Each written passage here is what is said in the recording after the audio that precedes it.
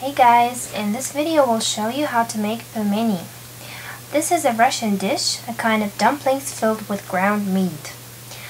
The advantage of pelmeni and the reason why it is so popular in Siberia is that you can freeze them up and cooked and eat them anytime you like.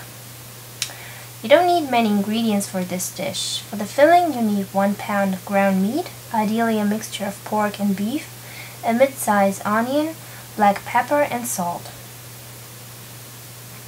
For the dough you will need 2 eggs, about 200 ml of water, a pinch of salt and approximately 350 grams of all-purpose flour.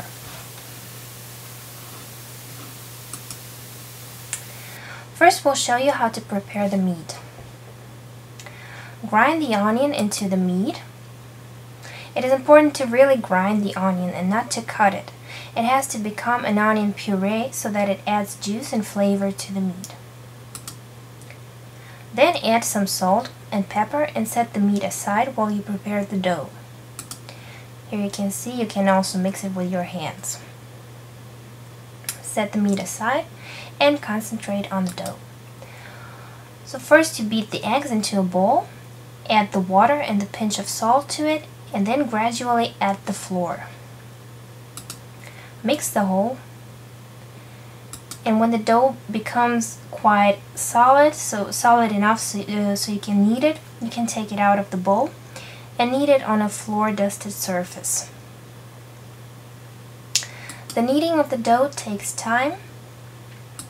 It has to become resilient, elastic, and stretchy. Make sure that it is not too sticky and also not too dry. The consistency must be comparable to noodle dough.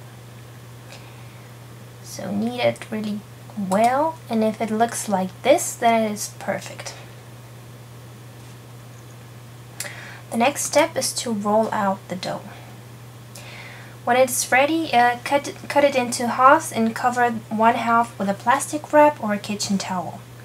This is to prevent the dough from drying up. If it is too dry, it won't stick anymore when you try to mold it later. Just sip some flour on your working area and use a rolling pin to roll out the dough. The thickness of the dough has to be around 2 millimeters. Then use a round cookie cutter or something similar to cut out round circles of about 2 inches of diameter. It has to look like this.